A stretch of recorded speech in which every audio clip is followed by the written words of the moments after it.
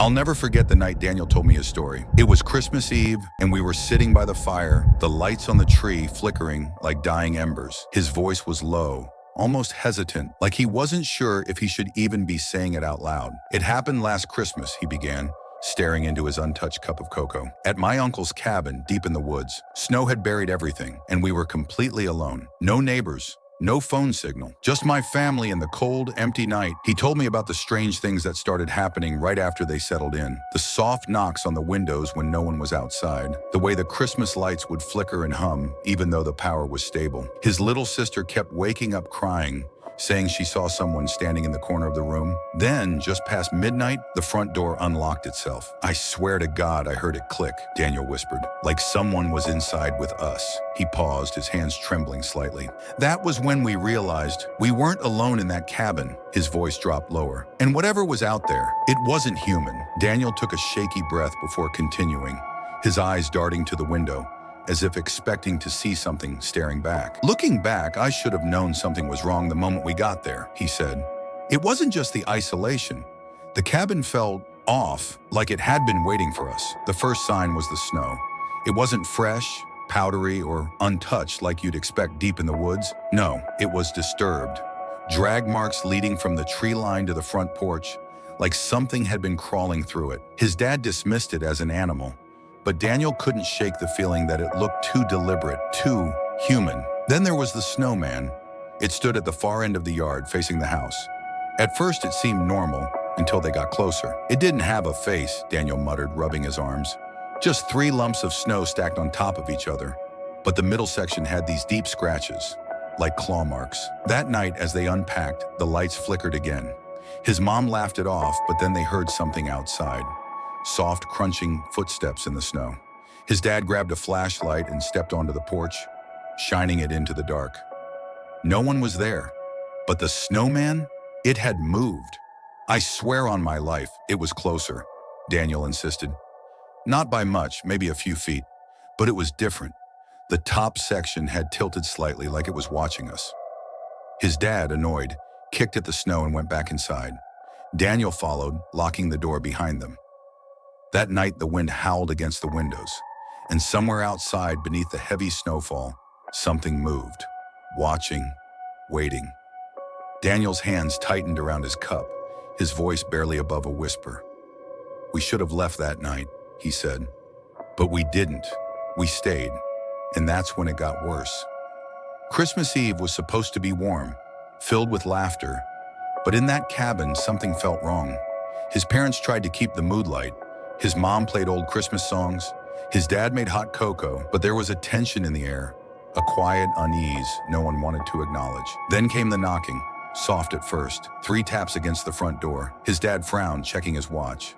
It was almost midnight. "Probably the wind," he muttered, but Daniel saw it, the way his fingers curled tighter around his mug. 3 more knocks, louder this time. His dad stood up, hesitated, then walked to the door. When he swung it open, the freezing wind rushed in, but no one was there, just untouched snow stretching into the woods. "It was the silence that got me," Daniel said, his voice shaking. "No wind, no rustling trees, just stillness, like something was holding its breath." Then his little sister screamed. She was pointing at the window. Daniel spun around and his stomach dropped. A face, pale, stretched, eyes too large and sunken, was pressed against the glass. The mouth was a black, gaping hole, lips peeled back too far, like it had been frozen mid-scream. His mom yanked his sister away. His dad rushed to the window, flinging it open. But by the time he looked out, nothing, just empty snow. "But I saw it," Daniel whispered. "We all saw it." Then from somewhere deep in the woods, the knocking started again. This time it wasn't at the door. It was at every window. Daniel's hands were shaking now, his voice hoarse, like he had been holding this in for too long. "We should have left right then, but we didn't. My dad locked the doors, checked every window,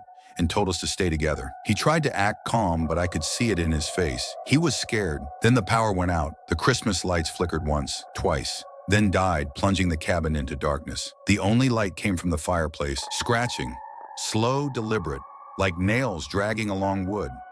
It started at the front door, then moved to the windows, then the walls.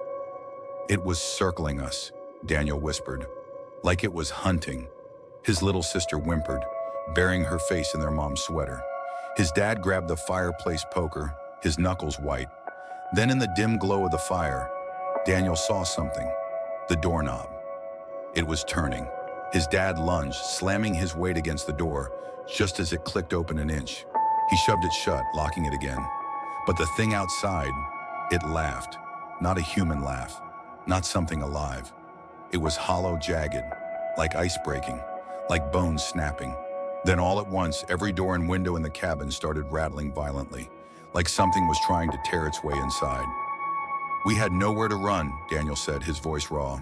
"We were trapped, and whatever was out there, it wanted in."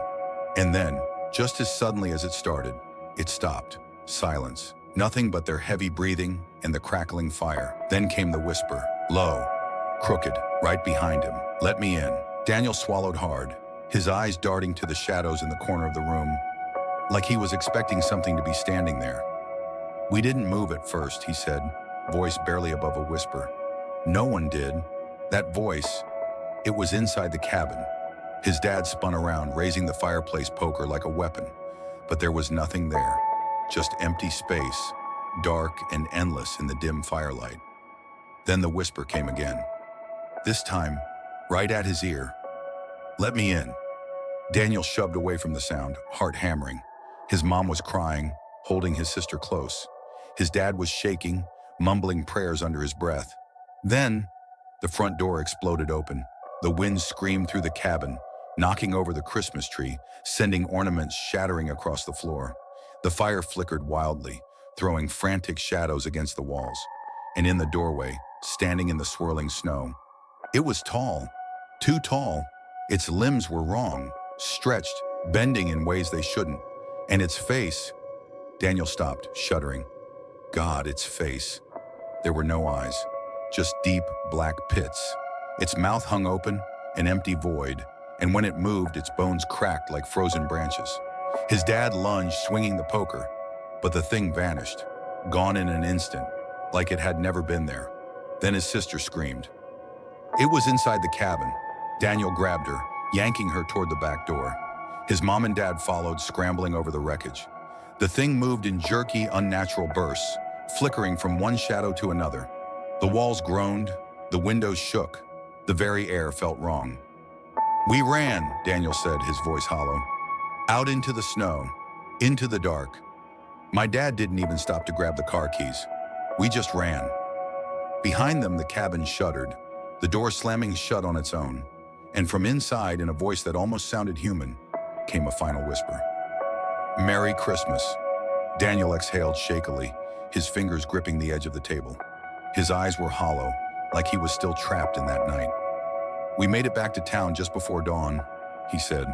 Snow-covered, shaking, barely able to breathe. "We pounded on the door of the nearest gas station until the clerk let us in. My dad called the cops, but by the time they got to the cabin..." He paused, licking his lips. It was empty. The Christmas tree was standing upright. The windows weren't broken. There were no footprints in the snow except for their own. And worst of all, the door was locked. "Like we had never been there at all," Daniel whispered. "Like it had all been erased." The police didn't believe them. They checked the cabin, found nothing. No signs of forced entry, no damage. Just an untouched, cozy winter getaway. They told Daniel's dad he must have imagined it, that maybe it was exhaustion or stress. But Daniel knew. His mom knew. His little sister refused to speak for weeks after that night. They never went back. For a while, they tried to move on. They spent the next Christmas at his grandmother's house, far from the woods, far from the snow. It almost felt normal. Almost. Until the knocking started again. 3 knocks, Daniel murmured, his voice breaking. Just like before. On the windows this time. And when I looked outside, he stopped. His face was pale. "There was a snowman," he whispered, standing at the edge of the yard. No face. Just watching. He swallowed hard, eyes darting toward the window. "I don't think it ever let us go."